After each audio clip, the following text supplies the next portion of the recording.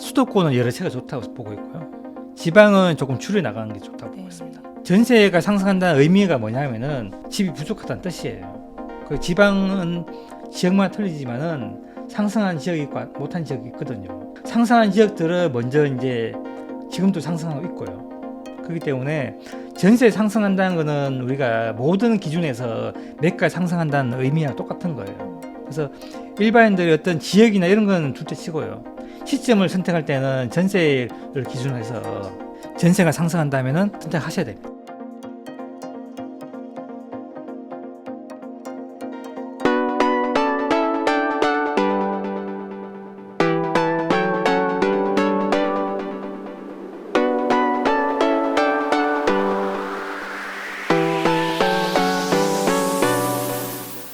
안녕하세요. 인터뷰 진행을 맡은 카프카입니다. 오늘은 더 투자 연구소의 김준영 소장님 모시고 부동산에 대해 이야기 나누어 보도록 하겠습니다. 네, 소장님 안녕하세요. 네, 반갑습니다. 네, 간단하게 자기소개 부탁드립니다. 결국엔 오른 집값의 비밀 저자이고요. 제가 1999년도에 우연히 이제 미분양을 사게 돼서요. 그게 너무 많이 올라서 이제 왜 이렇게 오르지 싶어서 공부하게 됐는데요. 25년 차이고 그 사이에 투자도 하고 책도 2권 내고요. 네. 지금 강의도 하고 그렇고 하고 있습니다. 네, 최근 그 부동산 시장 분위기가 심상치 않은 것 같은데요. 현장에서 보시는 분위기는 어떠세요? 약간 과열 기미가 있을 정도로 좀 서울은 크게 오르고 있거든요. 네. 근데 이제 이걸 어떻게 왜 올랐는지 좀 이유를 살펴볼 필요가 있는데요. 서울은 조금 약간 특별해요. 왜냐하면은 이 시작점이 작년 우리가 특례 대출 나오면서부터 시작했거든요. 근데 이게 이제 23년 10월 정도 돼서 약간 주춤했습니다. 근데 서울은 이게 연결돼서 계속 상승을 있었고요. 지방은 상승이 멈췄어요. 이유가 뭐냐면은 시장에는 우리가 변수 중에서 연결되어 있는 그 변수가 있고요. 소멸되는 변수가 있습니다. 특례 대출 같이 어떤 시간이 정해져 있는 것들은 시점이 끝나면 이제 그게 없어지거든요. 그러면서 지방은 멈췄지만은 서울 같은 경우는 그 시점부터 해서 다시 전세가 연결돼서 상승이 나왔거든요. 네. 전세 상승이 다시 매가를 자극하게 됐거든요. 그 사이에 또 뭐가 있었냐면은 특히 강남 같은 많이 올랐죠. 네. 이제 지방에서 우리 강남 주택을 우리가 그 자산이라고 생각하거든요. 안전자산이라고. 그래서 그 안전자산으로 생각한 그 지방에 있는 자산가들이 취득을 많이 했습니다. 그러면서 강남 위주로 많이 올랐고요. 최근에는 이 전세 상승이 되면서 이제 외곽으로 좀 퍼져나가는 그렇게 되는 과정입니다. 지금은요. 사실 집값이 상승하기 시작한 게 올 초일까요? 이게 약간 정체 후에 조금씩 상승하기 시작한 거잖아요. 왜 이렇게 정체했다가 갑자기 상승하게 된 걸까요? 그 전세에 있거든요. 제가 그래프를 한번 보여드릴게요. 네. 이 전세에 대한 의미를 정확하게 이해하셔야 되는데요. 이 전세는 기업으로 치면 매출이고요, 이익이고 우리가 이제 주택에서는 전세 월세가 똑같거든요. 네. 이게 얘가 상승한다는 거는 매출이 늘어나는 거랑 똑같은 거, 이익이 늘어나는 거 똑같은 의미를 갖고 있거든요. 이게 상승했다는 거는 주택이 상승할 수 있는 가능성이 크다는 이야기거든요. 이게 서울에서 가장 먼저 나왔죠. 네. 근데 지방에 안 나왔거든요. 그 지방은 상승을 하지 못한 거고, 그 특례 대출 이후에 연결해서 상승 못한 거고, 서울에 연결해서 상승 나온 거는 이 전세 상승에 이 가장 큰 영향을 줬거든요. 네. 이게 실거래가 지수인데요. 네. 이 서울이 여기 이제 22년 12월 바닥으로 실거래가 지수 계속 상승했죠. 네. 잠시 멈췄다 다시 상승하잖아요. 네. 이 부산 같은 경우에는 여기 똑같이 1월 달에 상승해가지고요. 쭉 상승하다가 꺾였죠. 네. 근데 이게 오르지 못하고 지금 계속 하락하고 있거든요. 이유가 전세 상승입니다. 네. 전세 상승이 나오게 되면 매가를 연결시키게 돼 있는 구조가 돼 있거든요. 이 전세 우리 가격 구조가 이렇게 돼 있어요. 위에가 매매고 밑에가 전세인데요. 네. 원래는 이 전세가 사용 가치잖아요. 그렇죠. 사용 가치가 올라가게 되면 매가가 올라가게 되는 그런 구조인데 원래는 신생아 대출이라든지 특례 대출로 위에 매가만 올라가게 되는 구조거든요. 얘가 안 올라가고. 네. 그래서 지방도 이걸 자극하는 변수가 들어왔을 때 올라갑니다. 근데 얘가 안 됐죠. 그 지방은 상승이 안 된 거고요. 네. 서울은 얘가 상승하고 있는 과정에서도 전세가 상승했기 때문에 다시 연결해서 상승이 나온 거거든요. 네. 근데 이제 왜 그러면 서울이 이렇게 빨리 됐냐? 네. 그 이유가 있는데요. 우리가 그 이전에 비아파트, 빌라나 오피 같은 데서 우리가 이제 역전세 문제, 네. 뭐 전세 사기 문제가 많이 생겼죠. 네, 네. 그분들이 아파트 빨리 넘어왔거든요. 네. 수요가.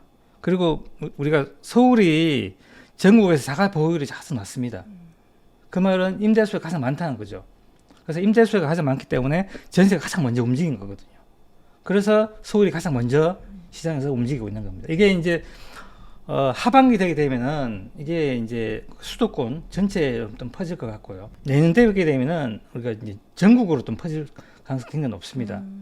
그럼 지금의 그 집값 상승이 서울에만 머물러 있는 게 아니라 점차 수도권 그리고 지방으로 계속 퍼져갈 거라고 보시나요? 네, 그렇게 보고 있습니다. 왜 그러냐면은 우리가 이제 하락 시작 시점이 2022년이거든요. 네. 빠르면 21년씩도 약간 지금 약간 차이는 있는데요. 22년, 23년, 24년 원래 3년 차예요. 네. 원래 하락이 딱 시작되고 나면은 뭐가 생기냐면 미분양이 생기고요. 네. 공급이 감소하게 됩니다. 공급이 감소하기 때문에 그 공급 감소하고 3년 차가 입주가 되는 해예요. 그 올해죠. 네. 올해 말부터 내년 초 시작이 됩니다. 그래서 올해 말부터 내년 초에가 본격적으로 공급 영향이 되거든요. 그러면서 내년 되게 되면은 전국적으로 공급 부족 현상 때문에 가격이 올라가게 되는 그런 구조가 되어 있습니다. 지금 사실 지방에 미분양이 많이 있잖아요. 네. 그것도 내년 되면 그럼 어느 정도 해결이 되겠네요. 그럴 가능성이 굉장히 높습니다. 네. 예. 미분양은 우리가 시장에서 매매를 그 재고주택을 선택하든지 아니면은 분양을 선택 두 가지 한대요. 네. 근데 투자자가 없으면은 미분양 무조건 생기게 돼 있어요. 실수요자분들은 가격이 굉장히 민감하고요. 네. 지역이 내하고 안 맞으면 분양을 하지 않습니다. 그렇기 때문에 미분양 무조건 생기게 돼 있어요. 우리 시장에 물건 내놓는다 다 팔리는 거 보셨어요? 다 안 팔리죠. 네. 남잖아요. 똑같아요. 투자자가 그걸 사줘야 되는데 투자자가 지금 들어올 수 없는 환경이기 때문에 지금 미분이 많이 남아 있는 겁니다. 그 내년에 가격이 상승하게 되게 되면 그 줄어들게 돼 있습니다. 그럼 지금 서울 부동산 같은 경우는 바닥을 찍고 완전히 상승을 시작한 거다 이렇게 보시나요? 바닥은 찍었죠. 바닥은 2023년 1월 달이 바닥이에요. 근데 이게 이제 연결해서 상승할 거냐? 그건 두 번째 문제고요. 바닥은 찍은 거 맞아요. 사실 지금 전문가분들 의견이 앞으로 계속 상승할 거다 아니다 조금 주춤할 거다 이렇게 의견이 약간 분분한데요. 네. 이렇게 의견이 좀 다른 이유가 있을까요? 제가 판단하는 거는요. 이 전세가 오르면은 시장 연결해서 오르게 됩니다. 우리 주택 역사상 네. 전세가 오르면 매매가는 다 올랐어요. 근데 딱 한 번 오르지 않는 시간이 있었습니다. 2008년부터 2012년 구간에 이때를 비교해서 지금 전세 상승해도 오르지 않는다는 분들 되게 많거든요. 그때하고 지금은 다른 이유가 있습니다. 그때는 전세가율이 되게 낮았고요. 지금 전세가는 높습니다. 네. 이 전세가율을 의미를 알면은 지금 상승이 맞아요. 제가 비교를 해드릴게요. 네. 이 서울이 2009년도에 2008년부터 2012년까지 전세가 상승하고도 매가가 떨어졌거든요. 그때 시작점에 전세가율이 38.2%였어요. 이 매가는 우리가 기대 수익률이기 때문에 미리 많이 반영되어 있으면은 우리가 오르지 않습니다. 네. 이때는 사용 가치보다 매가가 미리 많이 반영되어 있었어요. 전세가 38.2%라면은 기대 수익, 매매가 반영된 게 61.8% 미리 반영됐고요. 네. 지금은 전세가율 2024년 전세가율이 53.9%예요. 기대 수익률 46.1%만 반영되어 있습니다. 예. 그래서 제가 보는 거는 이건 좀 더 근데 제가 실질적으로 지금 전세 가율이 지금 위로 올라가고 있어요. 이 사용 가치가 올라가고 있기 때문에 이 기대 수익률이 더 올라갈 수 있는 그런 환경이 되어 있거든요. 그래서 전세가 상승을 하게 되면은 전세 가율이 올라가고요. 매매가 상승한 게 연결되어 있습니다. 근데 이게 언제까지 가느냐는 네. 두 번째 문제예요. 근데 이게 이제 26년까지 갈 건지 7년까지 갈 건지는 두 번째 문제고 상승이 시작된 건 맞습니다. 네. 저는 연결될 거라고 저는 보고 있고요. 26년까지는 안 바뀔 거라고 저는 보고 있습니다. 27년 이후에는 조금 지켜봐야 돼요. 그건 좀 불확실해요. 지금은요. 그럼 26년까지는 계속 상승할 거다 이렇게 보시는 거죠? 네. 왜냐하면 26년까지 공급이 없어요. 네. 그 27년 공급 물량은 올해 하반기에 공급을 많이 하게 되면은 27년 입주 물량 들어갑니다. 그 나는 좀 지켜봐야 돼요. 근데 26년까지는 공급 물량이 완성됐기 때문에 지금 분양하더라도 입주를 못 시켜요. 26년에. 그 26년까지는 상승한다고 보고 있습니다. 네. 네. 그러면 지금 서울 같은 경우는 전세가도 계속 오르고 있는데 이 상승은 또 언제까지 이어질까요? 전세가의 상승? 전세가의 상승은 서울 같은 경우는 공급을 좀 많이 해야 되거든요. 네. 과거에 우리가 전세가를 안정됐을 때 언제냐면 2017년 말부터 해서 2019년까지였어요. 그때 3년 동안 우리가 매년 20만 호 정도 공급했거든요. 그만큼 많이 공급해야 되는데 지금 공급이 터무니없이 부족합니다. 그래서 전세를 안정시키기는 굉장히 부족하고요. 그래서 정부에서 지금 비아파트, 뭐 빌라나 우리가 오피나 우리가 뭐 도시 생활주택 이런 것을 빨리 공급해서 전세가를 안정시키려고 하거든요. 네. 왜냐면 그거는 공급이 빨리 되거든요.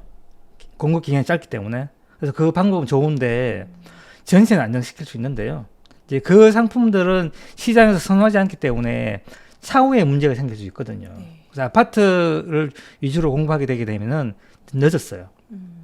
그래서 26년까지는 안정시키기는 거의 불가능하다. 저는 그렇게 보고 있습니다. 네. 사실 이제 국토부가 8월 8일에 그 공급 확대 방안이라고 해서 이제 부동산 정책을 발표를 했는데요. 네네. 그러면 이 정책이 과연 실효성이 있을 거라고 보시나요?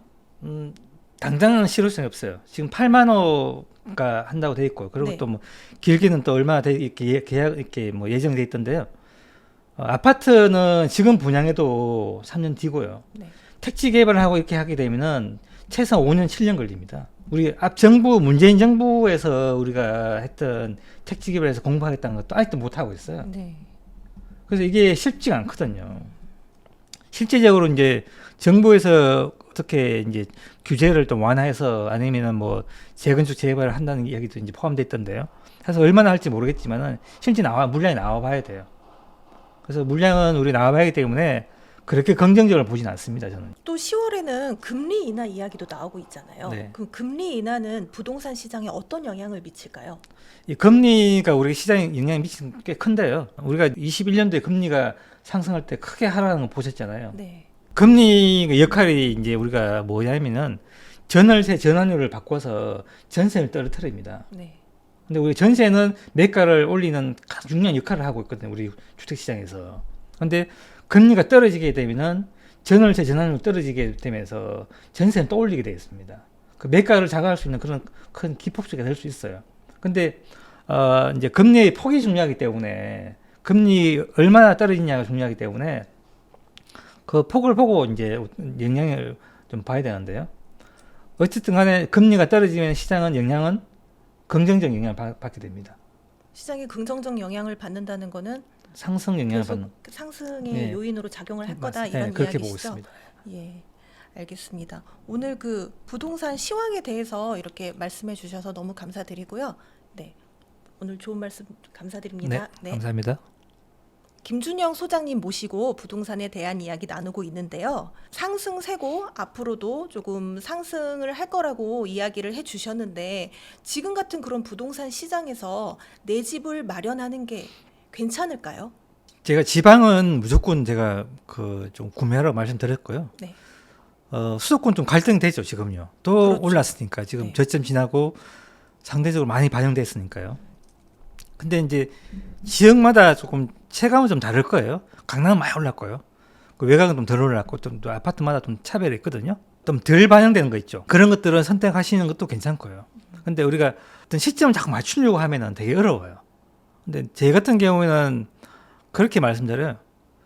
가격이 떨어졌을 때 사시는데 조금 오래 거주할 수 있는 곳을 선택하시면은 우리 위기가 왔다 하더라도 주거를 통해서 우리가 위기를 지나갈 수 있거든요.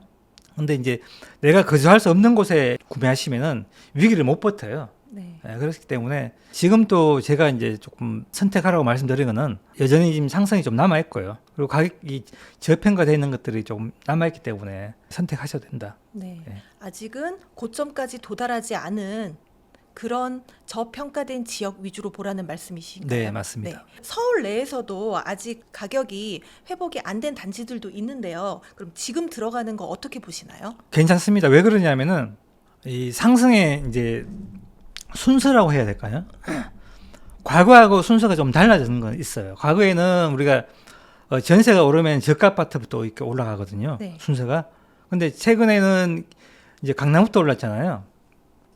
강남부터 올랐던 이유가 앞에 말씀드렸다시피 이제 안전자산이라는 그런 측면에서 수요가 좀 몰리는 측면이 있거든요. 근데 이게 전세가 오르게 되게 되면은 시장이 좀 달라져요. 전세가 매매를 이제 자극하게 되고요. 그러면은 저가부터 오르게 되어 있습니다. 근데 이게 시간이 좀 필요해요. 지금은 그 단계까지 아니고요. 이게 올 하반기나 내년 상반기 되게 되면은 아마 저가에도 영향이 이제 꽤 미쳐 있을 겁니다. 그래서 그 전에 미리 좀 구매하시는 것도 나쁘지 않다 그렇게 보고 있습니다. 그렇다면 지금 같은 상황에서는 똘똘한 한 채 아니면 2주택 어떤 선택이 더 유리할까요? 이거는 뭐 개인의 차이에 따라 다르겠지만은 세금이 부담 없다면 여러 채가 좋겠죠. 네. 예. 근데 세금 문제가 있는 분들은 아무래도 뭐 좋은 차 한 개, 좋은 거 한 개 가지고 싶은 게 이제 대부분 생각이고요. 저는 어떤 선택인지 뭐가 장점이 이렇게 말씀드리기 힘들고요. 네. 저 개인적으로는 수도권은 여러 채가 좋다고 보고 있고요. 지방은 조금 줄여 나가는 게 좋다고 보고 네. 있습니다. 그렇다면 입지 좋은 구축과 입지는 조금 떨어지지만 신축인 아파트 어떤 것을 선택하는 게 더 유리할까요? 딱 좋다고 이렇게 단정짓기 힘들지만요. 구축에 힘이 있는 거는 우리가 이제 학군 지역은 힘이 있거든요. 네. 학군 수요가 있으니까. 그리고 수도권 같은 건 지하철도 괜찮고요. 지방은 지하철은 힘이 없습니다. 근데 신축인데 입지가 좀 떨어진 곳을 만약에 내가 선택했다면은 네. 신축일 때까지만 거주하시면 되죠. 그래서 옮기셔야 됩니다. 그래서 힘이 점점 떨어지고 상승률이 낮아지거든요. 그래서 두 개를 고민하시는 것보다는 선택했다가 옮기시는 방법이 좋습니다. 네. 네. 신축을 일단 선택하되 신축의 효과가 떨어질 때쯤 입지가 좋은 곳으로 네, 옮기셔야 갈아타라 됩니다. 네, 이 그렇게 하셔야 이야기시네요. 됩니다. 네, 네, 알겠습니다.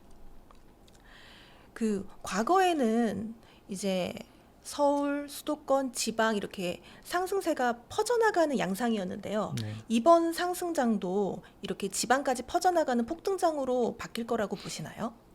폭등장까지는 아니라고 보더라도 지금 전체적으로 그 공급의 환경을 보게 되면은 네. 지방까지 상승하게 돼 있는 환경으로 진입하고 있습니다. 네. 그게 올 저는 가을이나 내년 상반기를 보고 있거든요. 네. 근데 이제 지방하고 이제 서울하고 이렇게 구분을 해서 우리가 판단하기 되게 어려운데요. 지금은 어떤 지역마다 개별 시장 성격이 좀 강해요. 과거 우리가 가격 상승의 어떤 그래프를 보게 되면은 서울 수도권과 동행했다가요. 2004년부터는 지방하고 분리돼서 움직이거든요. 네. 그러다가 최근에 2019년 돼서 다시 같이 움직이게 됐고요. 최근에 또 분리돼서 움직입니다. 왜 그러냐면은 시장 환경이 만든 거거든요. 2019년부터 같이 움직인 거는 금리 영향이 컸던 거고요. 지금 분리돼서 움직인 거는 공급에 의한 영향입니다. 그래서 지금은 다시 분리됐기 때문에 시차는 두고 움직일 거라고 그래 보고 있습니다. 네. 어느 정도 시차는 두고 움직일 거지만 결국에는 지방까지 모두 상승세가 전달이 될 거다. 네네. 이렇게 이야기를 해주셨네요. 네, 그러면 결국에는 이제 오르는 집값이라는 것은 네. 어떤 요인들이 작용을 해서 집값이 상승하게 되는 걸까요? 우리 주택 시장에서 가장 중요한 게 뭐라고 생각하세요? 공급이요? 공급이 제일 중요하긴 한데 우리가 주택 시장에서 가장 중요한 거는 전세 상승률이에요. 삼성으로 이야기하게 되면 매출이잖아요. 네. 전세 상승이. 주택의 매출이 전세 상승률이에요. 전세 상승률이 가장 높은 지역이 어딘지 아세요? 수도권이에요. 네. 수도권에 있어요. 다. 그 서울, 인천, 경기도가 상승률이 제일 높고요. 그 다음에 광역시고, 그 다음에 지방이에요. 이게 상승률이 높다는 거는 매출이 높다는 거랑 똑같은 거잖아요. 그래서 전세가 1억, 2억이 중요한 게 아니고요. 1억으로 만약에 작년에 1억, 올해 1억, 계속 1억이면 의미 없죠. 삼성 매출이 작년에 10억이고 올해 10억이고 의미 없잖아요. 상승이 성장 못하죠. 똑같아요. 전세가 계속 올라야지 매가가 성장하거든요. 근데 그 배경에는 뭐가 있냐. 그 배경에는 일시적으로는 공급 영향이 크고요. 길게 보게 되면 우리 주택의 성장은 수요 공급에 있는데요. 거기 있는 소득과 연결되어 있고요. 이게 복합적으로 연결되어 있습니다. 단기적으로 공급 영향이 가장 큽니다. 주변에 네. 그 투자 고수분들이 많으신 걸로 알고 있는데 네. 혹시 주로 어느 지역에 관심을 두시는지 알려주실 수 있나요? 지금은 서울을 많이 하죠. 네. 서울을 많이 하고 지방으로는 지금 울산을 많이 볼 겁니다. 예, 지금 이제 시점이 왔으니까 상승을 지방이 가장 먼저 할 거예요, 울산이. 그리고 뭐 더 작은 도시는 전주. 가격으로 보게 되면은 대구가 가장 메리트가 있고요. 많이 떨어졌으니까. 지금 그렇게 보고 있을 겁니다. 근데 이제 대구는 공급이 많기 때문에 쉽게 못 들어오고요. 전세가 안 놓이니까. 아마 울산이 가장 먼저 움직일 것 같아요. 그럼 서울에서 저희가 지금 같은 시점에 이제 무주택자가 집을 구매하기 위해서는 어떤 조건들을 먼저 생각을 해야 될까요? 근데 이제 시점이 문제인데요. 일반인들이 어떤 그 전문가도 다 틀리잖아요. 네. 우리 시점은. 근데 제가 이제 말씀드리고 싶은 거는 전세가 상승하게 되면은 저는 주택을 선택하라고 말씀드리고 싶어요. 전세가 상승한다는 의미가 뭐냐면은 집이 부족하다는 뜻이에요. 어떤 시차는 있겠지만은 상승이 멀지 않았다는 이야기가 똑같거든요. 지금 전세 상승하고 있죠. 네. 서울이 가장 먼저 상승했죠. 네. 그죠? 그 지방은 지역마다 틀리지만은 상승한 지역이 있고 못한 지역이 있거든요. 그런 지역, 상승한 지역들은 먼저 이제 지금도 상승하고 있고요. 그렇기 때문에 전세 상승한다는 거는 우리가 모든 기준에서 매가 상승한다는 의미와 똑같은 거예요. 그래서 일반인들이 어떤 지역이나 이런 건 둘째 치고요. 시점을 선택할 때는 전세를 기준으로 해서 전세가 상승한다면은 선택하셔야 됩니다. 네. 예. 시점을 선택할 때는 전세가를 생각을 하고 네. 지역을 선택할 때는 상승률을 생각해서 상대적으로 저평가된 지역을 선택하는 게 유리하다. 네. 이런 이야기실까요? 저평가하고 고평가 이게 판단이 되게 힘든데요. 네. 이제 가격이 떨어졌다면은 네. 근데 이제 가격은 원래 그렇거든요. 제가 본 가격은 현상이라 보고 있거든요. 근데 가격이 저평가다 고평가 이거 판단하기 힘들고요. 가격이 떨어졌기 때문에 이제 상대적으로 가격이 이제 과거보다는 낮게 보이거든요, 실질적으로. 그래서 그런 것들 선택하면 무리 없다 보고 있습니다. 이 지역은 아직 저평가다라고 네. 판단을 할 때 어떤 요인들을 고려하면 될까요? 저평가다 고평가다 명확한 기준은 없습니다. 과거에 이제 올라온 지역을 네. 비교하는 방법이 있습니다. 비교 방법이 있는데 만약에 강남이 많이 올랐잖아요. 네. 지금 강남하고 옛날에 이제 분당과 같이 이제 움직이는데 강남 움직이는데 분당이 오르고 있지 않습니까? 그러면은 분당이 저평가된 거거든요. 그러면요. 상대적인 저평가죠. 네. 상대적인 저평가. 근데 이런 건 있어요. 지방 가격하고 서울 가격하고 우리가 한 3배 정도 차이 나거든요. 예전에 제가 2021년도에 그런 얘기 한 적이 있어요. 모 방송국에 나가서 유튜브에 나가서 그때 21년도에서요. 지방이 지금 그 17억에 거래됐다 30평이. 그러면 강남은 45억 가야 된다 이랬었어요. 그때 21년도에. 네. 근데 지금 50억 가 있죠. 네. 네. 그러고 보니까 최근에 강남에서는 50억짜리 아파트도 나왔었잖아요. 네네. 매매가가. 네. 이게 지금 정상적인 현상일까요?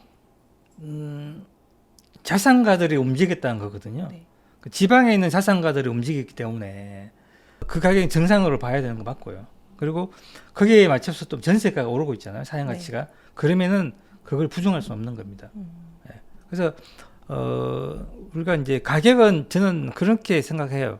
나의 기준, 우리가 뭐 소득을 기준으로 하든지 뭐 그런 게 하잖아요. 우리가 소득 대비 뭐 주택 가격 그렇게 하게 되면 우리가 오판할 수 있거든요. 예, 왜냐하면은 강남 지역 같은 경우는 우리가 전국에서 강남을 사고 싶어요. 그렇죠. 그러면 전국에 있는 자산가들이 보는 물건이기 때문에 소득이나 우리가 뭐 주택 구입 부담 지수 이런 거 말씀하시는 분 있잖아요. 네. 그게 의미가 없는 거예요, 사실은요. 그래서 그런 것들로 해서 오판할 수 있거든요.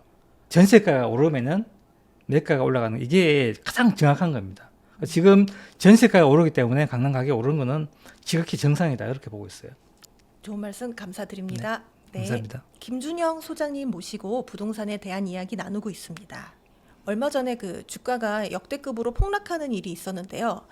이번 위기가 과거의 위기와 무엇이 다르고 이게 부동산 시장에 어떤 영향을 미칠 거라고 보시나요? 과거에 우리가 위기가 3번 있었거든요. 네. 1997년, 98년 IMF고요. 잘 모르시겠지만 2003년, 4년에 카드 사태가 있었어요. 그리고 2008년, 9년에 금융위기 있었거든요. 근데 위기의 크기가 IMF가 잘 컸었어요. 근데 위기의 극복을 언제 제일 빨리 했냐면은 97년도, 98년도예요. 그 차이가 뭐냐면은 공급의 차이였어요. 특히 2007년, 2008년대 위기에는 지방은 거의 위기가 없었습니다. 왜냐하면 지방에 공급이 없었거든요. 그래서 지금은 그러면 2024년 지금 어떠냐? 네. 지금은 공급인 서울 수도권 더 없거든요. 지방보다. 실질적으로 위기가 온다 하더라도 탈출한 시간이 굉장히 빨라질 수밖에 없거든요. 특히 그리고 위기가 오면 금리를 다 떨어뜨려요. 금리가 낮아지게 되면 수요를 자극하고 그리고 전세 가격이 올라가기 때문에 매가를 자극하게 돼 있습니다. 그래서 우리가 너무 그걸 크게 받아들일 필요는 없고요. 이제 이게 주택이 필수제이기 때문에 위기가 오더라도 시간이 지나면 가장 먼저 반응하는 게 필수제입니다. 우리가 주가가 많이 이제 떨어지고 최근 또 많이 반응했거든요. 네. 위기가 물론 남아있긴 하지만은 너무 크게 의미를 받아들이고 주택시장에 연결시키는 건 조금 아니다 그렇게 보고 있습니다. 네. 사실 그 이번 주가 하락의 원인 중에 하나로 뭐 미국의 경기 침체 가능성에 대해서 이야기를 하고 있는데요. 지금도 사실 그 가능성은 어느 정도 남아 있는 상황이라 만약에 미국의 경기 침체가 정말 온다면 이게 우리나라에 특히 부동산 시장에 어떤 영향을 미칠까요? 전혀 영향 없는 건 아니겠지만은 네. 아무래도 이제 수요 위축은 좀 될 겁니다. 특히 이제 이제 서울 수도권 같은 경우에는 우리가 주요 선진국의 어떤 주택 시장하고 흐름이 약간 비슷하거든요. 만약에 뭐 미국 주택 시장의 흐름이 안 좋다면은 그에 대한 영향은 약간 받을 수 있어요. 근데 제가 볼 때는 그렇게 큰 영향을 받지 않고요. 예. 왜냐하면 지금 너무 그 시장에 공급이 없고요. 전세에서 매매로 올라오는 수요가 너무 많기 때문에 그런 수요가 시장을 계속 자극하기 때문에 큰 영향은 없을 거라고 저는 보고 있습니다. 지금 우리 부동산 시장이 지금 공급 부족이 맞나요? 맞죠. 왜냐하면 요 그래프를 한번 보여드릴게요. 이게 이제 전국 입주 물량과 전세 수급이거든요. 이 전세 수급은 전세의 수요 공급이잖아요. 네. 우리가 이제 여기 제가 이렇게 책에 있는 내용이긴 한데요. 평균적으로 우리가 그 입주 물량이 우리나라 전체 한 3만에서 5만 가구 돼요. 여기 보면은 이렇게 공급이 적을 시점이 있죠. 여기 시점에. 네. 이 시점에 다 매매가 올랐던 시점이에요. 여기 보면은. 근데 대부분 다 위기 뒤에 공급 줄거든요. 여기 2022년부터 해서 지금 그 금리가 올라가면서 크게 떨어졌잖아요. 그러면서 여기 24년, 25년 여기 공급이 크게 또 줄어 있어요. 전세 수급이 지금 크게 지금 오르고 있거든요. 서울 수도권의 그림이 전세 수급의 그림인데요. 단기적으로는 우리가 이제 이렇게 크게 이제 변동성 심하지만은 제일 낮은 지점을 쭉 연결시켜 보면 큰 그래프가 나와요. 네. 여기 보면 22년 12월이 45.3인데요. 여기가 최저점이었거든요. 앞에 우리가 11거래가 주사 여기 저점하고 똑같아요. 지점이.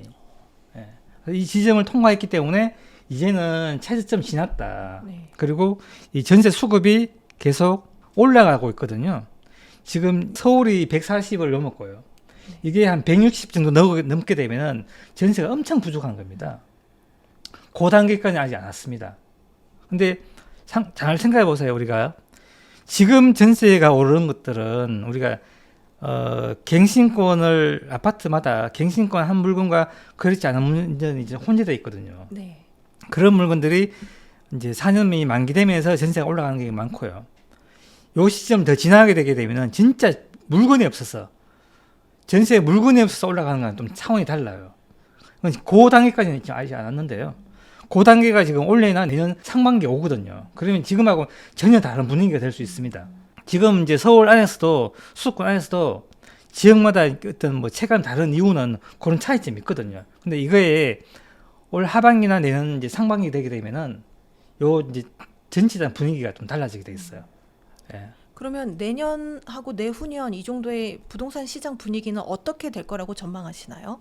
지금은 이제 우리가 핵심 지역 위주로 많이 올랐다면은 내년 내후년 되게 되면은 이제 외곽지까지 이제 약간 번져 있을 거라고 보고 있거든요. 그래서 지금하고 좀 상황이 좀 다르다.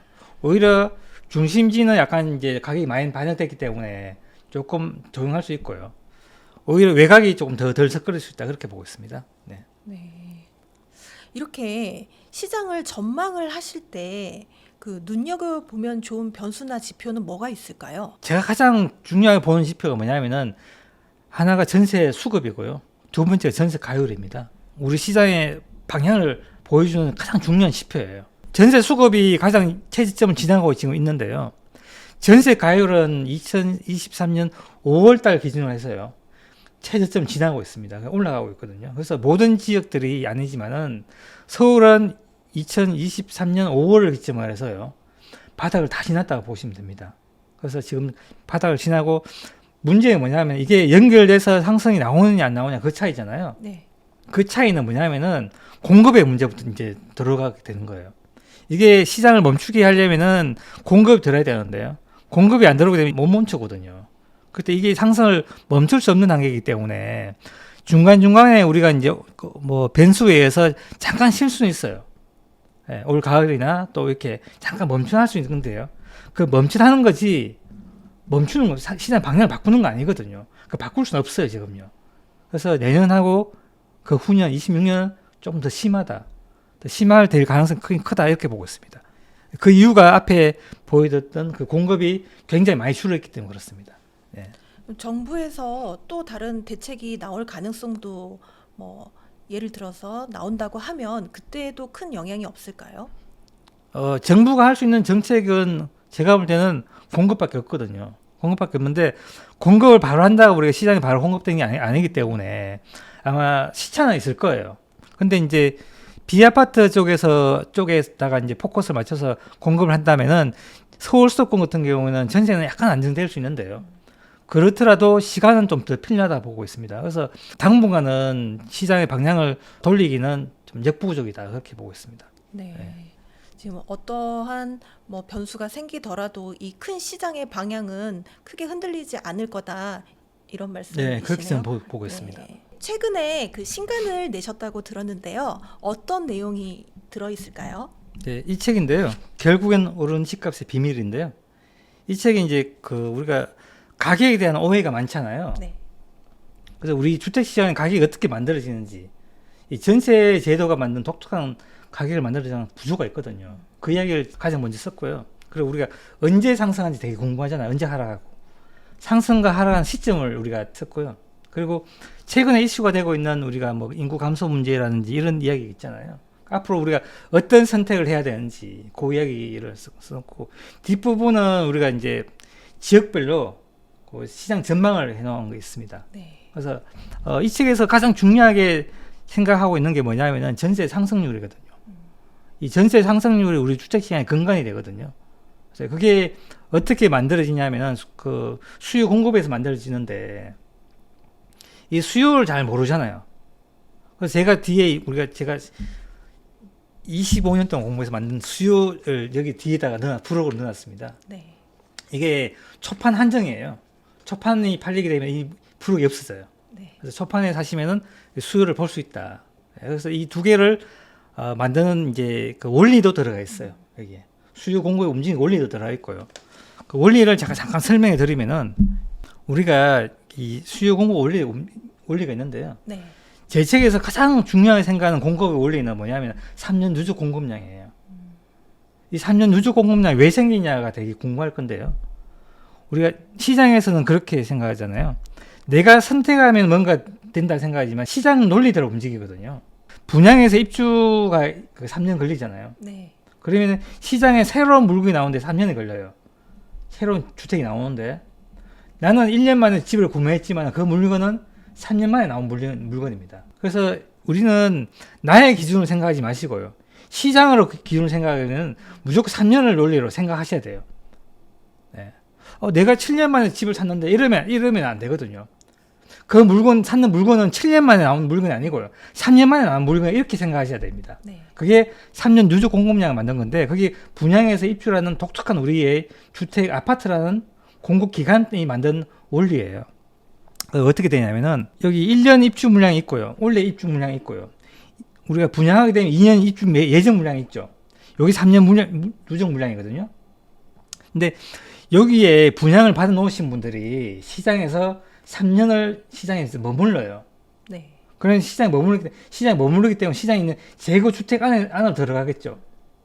재고주택 안에 3년의 수요가 모입니다. 이 재고주택 안에 수요가 모여요. 그래서 모인다는 거는 재고주택을 거래했다는 얘기가 똑같은 거죠. 그래서 이 1년의 거래량하고 이 3년 물량하고 같아요.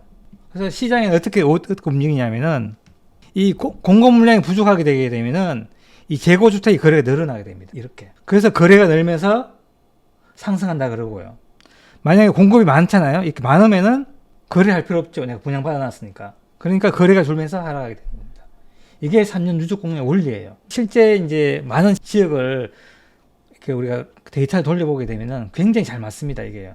이 예를 이 책에서 많이 드러났어요. 네. 3년 누적 공급량으로 실제 그 변곡점이 일어난 시점을 다 예측해 놨습니다. 그러면은 지방 같은 경우에는 이 공급이 절대적으로 영향을 미치는데 대구나 부산이나 울산 같은 경우에는 대구는 내년, 부산은 올해 말이나 내년, 울산은 올해나 내년 되게 상승을 하게 돼 있습니다. 이런 원리를 하게 되면 문제는 뭐냐면은 지금 수요를 너무 위축시켜 놨기 때문에 수요가 일어나는 시간이 굉장히 느리거든요. 그래서 타이밍은 약간 늦어질 수 있지만은 그 시장 원리는 거의 비슷하게 맞아 들어가 있거든요. 지금도요. 그래서 이거 해서 지금 시장을 맞춰보게 되면 가장 먼저 움직일 곳이 어디냐면은 울산하고 부산이에요. 그래서 울산을 한번 지켜보세요. 네, 네. 예. 수요와 공급을 움직이는 원리. 그동안의 과거 사례를 조사 통해 가지고 이게 확인된 내용이니까요. 데이터가 다 증명돼 있습니다. 네. 너무 좋은 것 예, 같습니다. 30년을 다 증명해 놨어요. 네. 예. 그 대구하고 부산이 가장 잘 맞고요. 작은 도시들은 약간 안 맞는데 네. 그 외부에 연결된 도시이기 때문에 그렇거든요. 네, 그거는 네. 차이 냈습니다. 네. 아유, 오늘 정말 좋은 말씀도 많이 네. 해주시고 이렇게 소중한 시간 내주셔서 네. 너무 감사드립니다. 네, 감사합니다. 네, 마지막으로 그 성공의 진심인 저희 구독자분들께 한 말씀 부탁드립니다. 이제 부동산 공부하신 분들이 되게 어려워하시는 분들 많잖아요. 어렵죠. 예. 근데 사실은 원리는 되게 간단한데요. 결국에는 그 원리의 수요 공급 원리인데 숫자를 찾는데 이 책에는 숫자에 대한 것들이 굉장히 많이 들어가 있어요. 그래서 숫자를 찾아서 어떨 때 언제 시점에 올라간다는 걸 우리가 찾는 거기 때문에 이 책을 통해서 좀 공부하시면 좋겠고요. 그리고 너무 이제 우리가 그 시점을 너무 딱딱 맞추는 것보다는 이제 우리가 좀 사서 조금 더 여유 있게 기다리는 것도 하나의 방법이거든요. 조급하게 생각하지 마시고 네. 지금은 지방에 어떤 기회가 온다. 서울도 지금 어떤 상승에 들어가 있다 이렇게 말씀드리고 싶습니다. 네. 네, 좋은 말씀 정말 감사드립니다. 네, 수고하셨습니다. 네, 감사합니다. 네, 부자가 되려면 이 세 가지가 다 중요한데 결국에는 공부로 귀결된다고 생각합니다. 비트코인이 대체 어떤 쓸모가 있는지, 비트코인이 진짜 돈은 되는지, 그리고 투자의 기본 원리부터 시작해서 알트코인은 어떤 방법으로 고르고 어떤 방법으로 투자를 해야 되는지 이런 부분도 당연히 알려드리고요. 차트 공부도 저는 코인 공부에 있어서 핵심 중에 하나라고 생각해요. 기본적으로 꼭 해야 되는 거라고 생각하고요. 언제 들어갈지 아니면 뭐 언제 수익 실현할지 이런 거를 지표를 따져보는 거죠. 그리고 선물 투자가 코인에는 가능하거든요. 안전하게 욕심부리지 말고 잘 쓰면 자산을 증식시키기에 좋은 수단 중에 하나지만 레버리지를 좀 쓸 수 있으니까. 하지만 과도한 레버리지를 쓰고 잦은 거래를 하면 순식간에 불이 날 수 있다. 그래서 기왕 할 거라면 좀 잘 배우고 판단을 해볼 수 있죠. 앞으로 있을 5년이 우리 인생에 아주 좋은 기회가 될 수 있을 거라는 생각이 들어서 제가 가이드 해드린 대로 5년 동안 그렇게 투자를 하시면 앞으로의 인생에 큰 기회를 잡을 수 있지 않을까, 저는 그렇게 보고 있습니다. 제가 생각하기에 대한민국에서 이렇게 하나하나 알려주는 강의는 아마 아예 없을 거예요. 저도 그런 강의를 원했었는데 제가 2021년부터 코인 투자를 처음 시작했는데 저는 이렇게 알려주는 사람도 없고 강의도 없어서 삽질도 되게 많이 하고 손해도 사실 좀 많이 보고 했는데 제가 겪은 시행착오와 그때 답답함을 제가 누구보다 잘 알기 때문에 누구나 이해할 수 있게 쉽게 다 알려드릴 겁니다. 처음부터 기초부터 차근차근 공부하실 분은 코인센기초 10기에서 함께 공부하시면 좋을 것 같습니다.